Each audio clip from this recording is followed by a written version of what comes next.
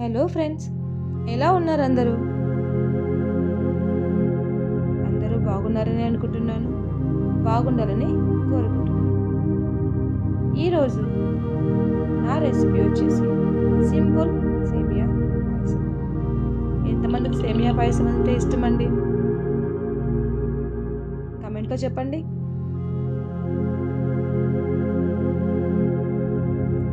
ఈరోజు నేను చేసిన సేమియా పాయసం చాలా సింపుల్గా, చాలా తక్కువ ఇంగ్రీడియంట్స్తో అప్పటికప్పుడు ఇన్స్టెంట్గా చేసుకొని హ్యాపీగా తినేయచ్చు.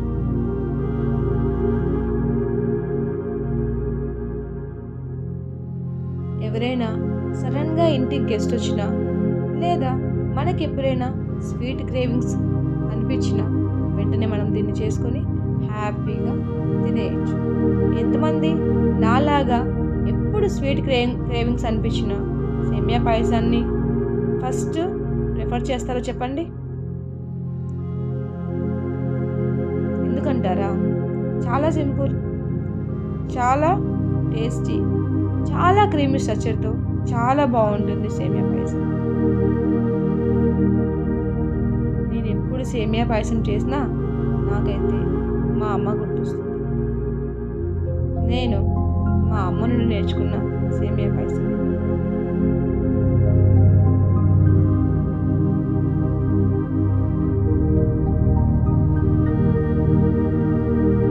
సేమియా అలా రోస్ట్ అవుతూ ఉంటే, అలా నెయ్యిలో వేగుతూ ఉంటే ఎంత బాగుంటుంది కదండి స్మెల్.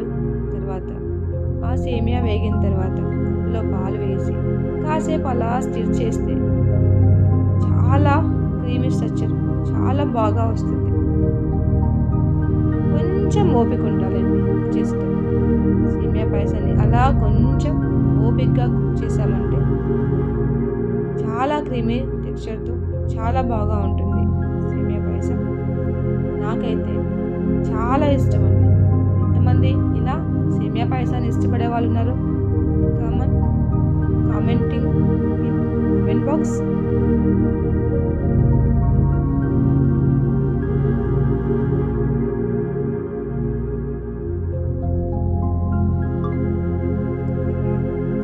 షుగర్ వేసి కాస్త డ్రై ఫ్రూట్స్ యాడ్ చేసి చేస్తే చాలా బాగుంటుంది కదా.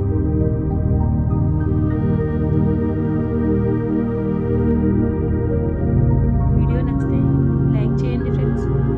Like, share and subscribe my channel for simple homemade recipes.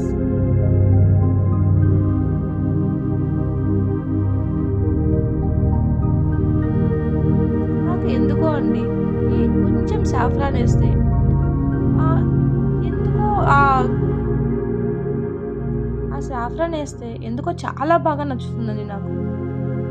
మీరు కూడా ఇలాగే యూజ్ చేస్తారా సాఫ్రాన్ని? నాకైతే ఆ సాఫ్రాన్ ఫ్లేవర్ ఎందుకో చాలా బాగా నచ్చుతుంది.